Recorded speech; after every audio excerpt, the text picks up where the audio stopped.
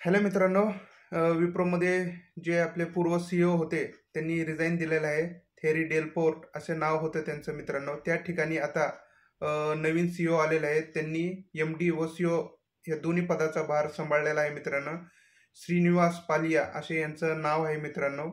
आता बघूया या न्यूजची मार्केट कसं रिॲक्ट करते. सोमवारी याचं आपल्याला पूर्णपणे माहिती मिळेलच मित्रांनो. आता आपण विप्रोचं काही दिवसापूर्वी आणि काही रिटर्न बघूया. एक दिवसापूर्वी -C 0.49 थोडं -C म्हणजे पडला होता मित्रांनो तो स्टॉक. एक महिन्यामध्ये 5.9 मायनस रिटर्न दिलेले आहेत मित्रांनो. तेच आपण एक वर्षाचं बघितलं असता तर विप्रोने 29.92% रिटर्न दिलेलं आहे मित्रांनो. 29 पॉईंट एका वर्षात 5 इयरमध्ये, आणि 5 वर्षामध्ये त्याचा CAGR आहे 71%. म्हणजे 5 वर्षाचा रिटर्न त्याचा आहे 71%. आणि मॅक्झिमम म्हणजे कसं, IPO आल्यापासून त्यांनी 3414% रिटर्न दिलेलं आहे मित्रांनो. IPO आल्यापासून आपण आता तेच विप्रोची थोडी माहिती घेऊया. विप्रोचं मार्केट कॅप हा आहे 2,53,425 करोडचं ह्याचं मार्केट कॅप्चर आहे. त्याचा सध्याचा PE आहे त्याचा 22.5 त्याचा PE आहे सध्याचा. त्याचा ROC आहे 17.7 आहे मित्रांनो. त्याचाच ROE आहे त्याचा. रिटर्न ऑफ इक्विटी आहे त्याचा 15.9 मित्रांनो. फेस व्हॅल्यू त्याची 2 आहे मित्रांनो. आणि त्याचा एक 52 वीक हाय व 52 वीक लो. इथं 52 वीक हाय 546 व 52 वीक लो 352 आहे. त्याची आता करंट प्राइस चालू आहे 485.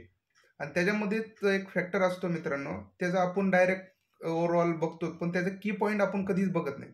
त्याच्या की पॉईंटमध्ये रेव्हेन्यू बघा, त्याचा 97. त्याचा की पॉईंटमध्ये गेलात ना तुम्ही, त्याचा IT चा रेव्हेन्यू असतो.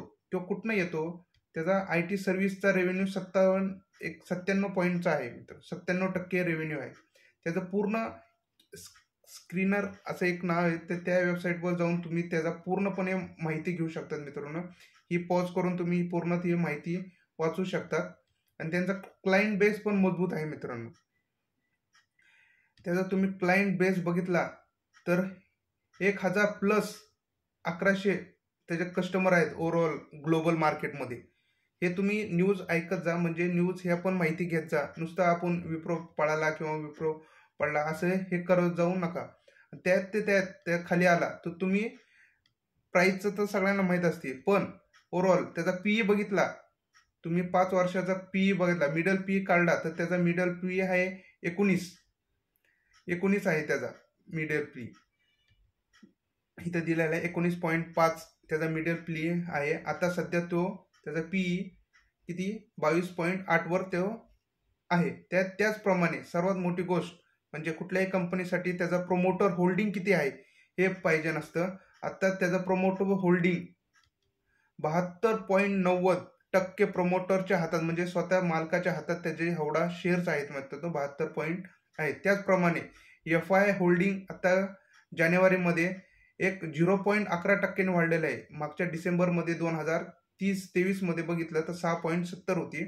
तर आता तीच होल्डिंग FIनी 6.81 झालेली आहे, म्हणजे 0.11ने ती वाढवलेली आहे. हे पण खूप मोठं फॅक्टर असतो मित्रांनो, कारण की PE जसा मार्केट PEच्या लेवलला कंपनीचा PE येतो तर त्याच्यामध्ये खूप अट्रॅक्टिव्ह असतो सगळ्यांसाठी इन्व्हेस्ट करायला. त्याचप्रमाणे ओव्हरऑल आपण त्याचं मार्केट स्ट्रक्चर बघितलं तर आता आपण हे पूर्णपणे मी अभ्यासासाठी घेतलं होतं ते चार्ट, आपण त्याचं पूर्ण हे करू.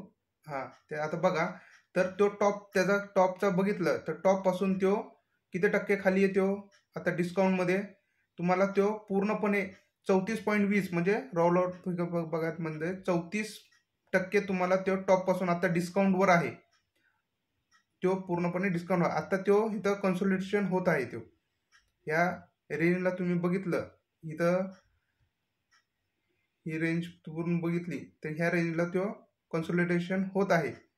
हे असं त्याचा ओव्हरऑल फॅक्टर असतो मित्रांनो. अशा रीतीने प्रत्येक गोष्टीचे तुम्ही माहिती घेत जा आणि त्यानंतर तुम्ही इन्व्हेस्टमेंट करत जा मित्रांनो. ही तुम्हाला विप्रोची एक छोटी माहिती होती, त्यामुळं हे द्यायची इच्छा झाली, त्यामुळं तुम्हाला दिलेली आहे मित्रांनो. थँक्यू मित्रांनो.